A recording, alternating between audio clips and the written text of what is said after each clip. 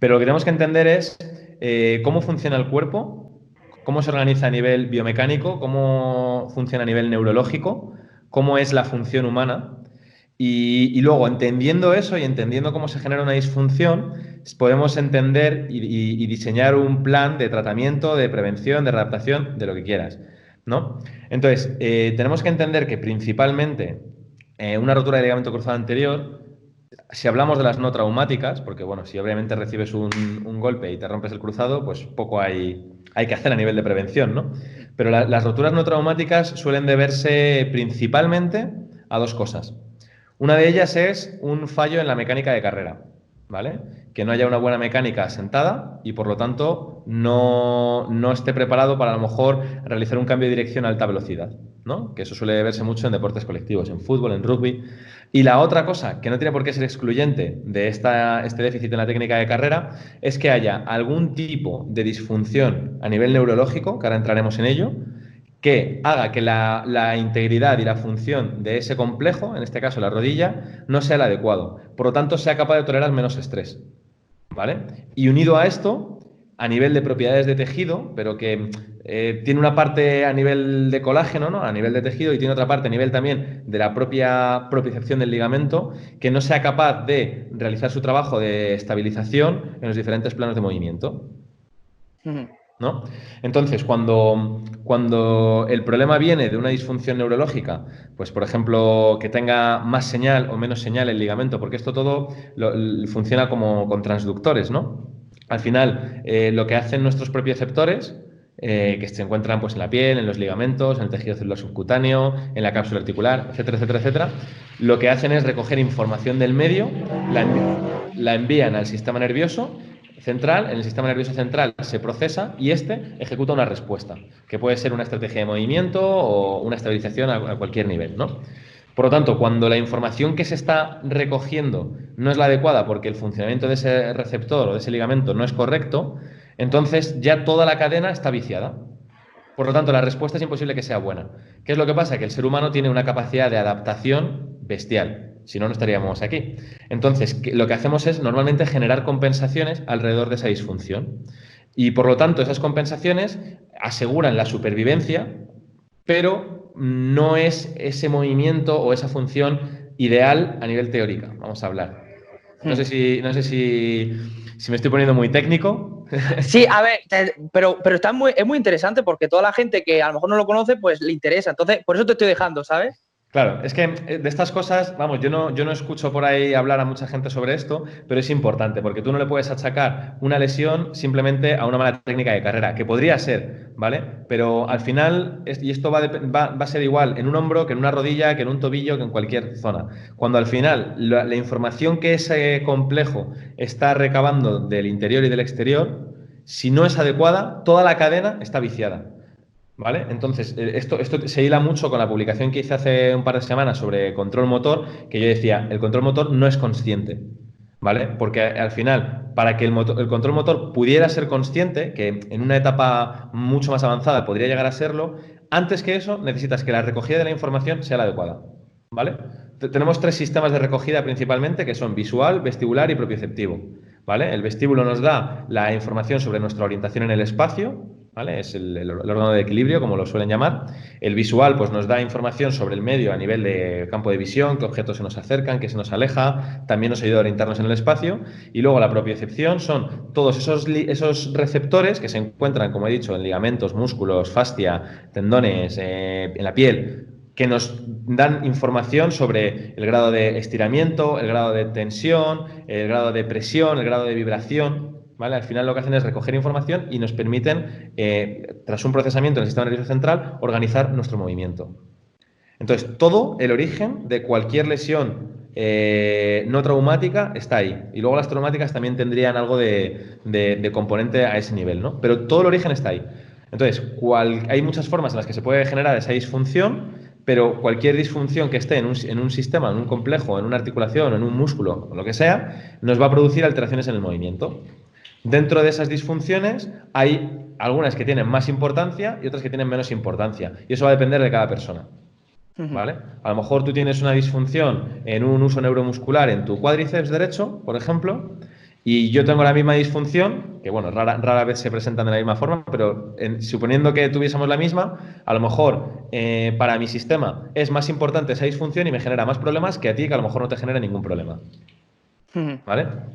Entonces, Vale. luego dentro de eso, pues hay una jerarquía que ya sería entrar en temas bastante complejos que quizá no merezca la pena ahora, pero entonces toda lesión se va a originar por un problema en la función. Por lo tanto, a nivel de prevención, lo primero que habría que hacer es acudir a una persona que sea especialista en neurología funcional y que valorase si a nivel, principalmente en este caso, bueno, del complejo de la rodilla, del tobillo, que también va a influir, de la cadera, de la pelvis, si hay disfunciones que estén perjudicando el movimiento, ¿no? Entonces, nosotros el proceso que seguimos en Revolution es, al final, hacemos unos test globales primero, porque con eso nos hacemos una idea de cómo está la persona a nivel de movimiento. Pues hacemos una sentadilla profunda, hacemos una flexión global, una extensión global, etcétera. Entonces, con eso, pues tú ya ves, por ejemplo, si la flexión vertebral es a nivel global o es a nivel intersegmentario, si hay un complejo vertebral que esté más bloqueado, si falta rotación hacia un lado o falta hacia otro, si el pie prona o no prona, o está estancado en pronación o está estancado en supinación. Entonces, ya desde ahí vamos haciendo test más analíticos y luego pasamos a valorar el funcionamiento de los receptores y mediante un tratamiento de reseteo de esta función neurológica, por así decirlo, vemos si cambia el test, ¿no? Entonces vamos como de más grande a más pequeño. Vale, así es como funciona cuando te lesionas la recuperación más óptima, que es como lo haces tú, ¿no? A través de ese protocolo. Y a nivel de prevención, ¿habría alguna manera? O sea, fortalecimiento a través del entrenamiento, ¿cómo lo harías tú? Claro, cuando tú haces fortalecimiento o haces ejercicio correctivo, si existe una disfunción neurológica, lo único que estás haciendo es generar compensaciones a esa disfunción. Por lo tanto, pudieras tener, si la disfunción no es muy importante, pues no pasa nada.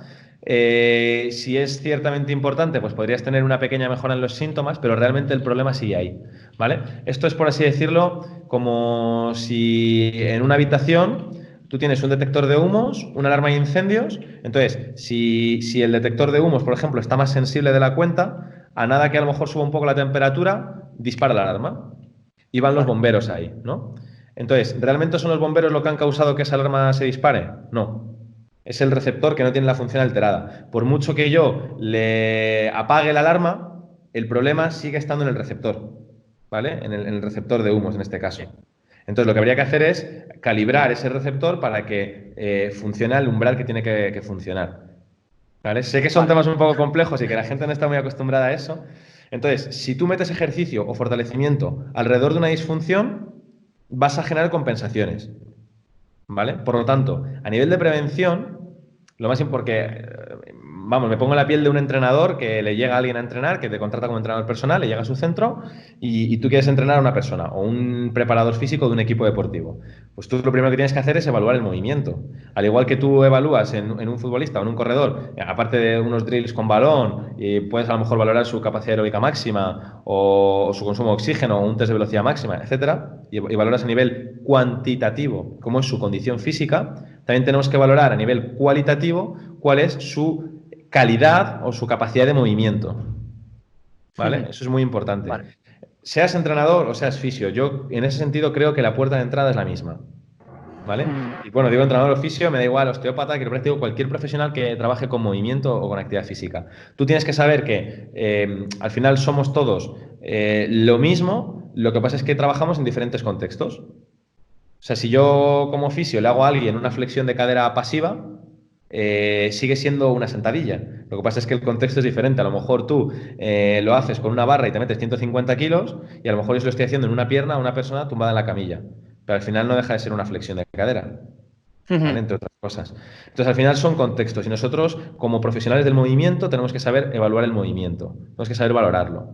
Entonces, tenemos que ser capaces de detectar problemas o disfunciones en el movimiento. Luego ya que tú como entrenador te metas o no a tratarlo, ahí ya entramos en temas de competencias, en temas de conocimientos, en tema de... Bueno, ahí no me quiero meter. Sí. Pero tú por lo menos tienes que ser capaz de detectar, hostia, a esta persona este movimiento le falla. Por lo tanto, si sabes trabajar con ello y si no, mandarle con alguien que sí sepa, ¿no? Por lo tanto, a nivel de entrenamiento y todo lo que se organiza alrededor de la prevención, no existe un protocolo de prevención.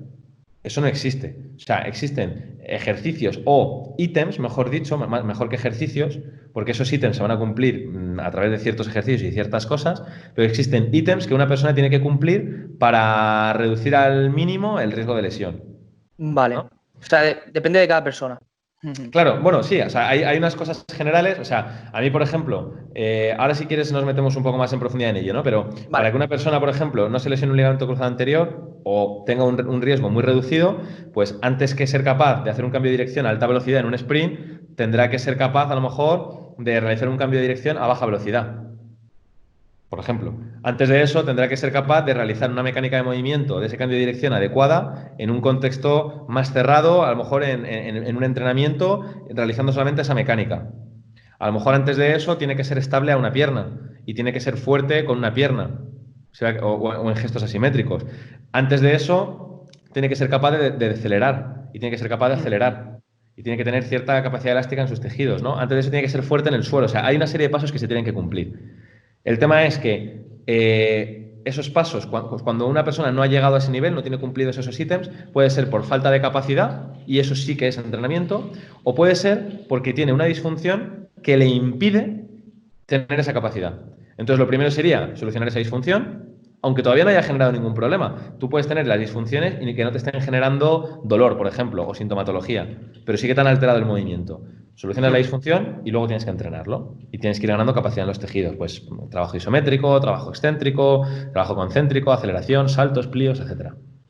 Vale, perfecto. Pues yo creo que me lo has dejado ya bien claro. Hemos hablado, o sea, nos podemos playar muchísimo más respecto a eso, pero tengo bastantes preguntas más. Vale, para toda la gente que tenga ese problema de rodilla, ya lo sabe, lo que tiene que hacer.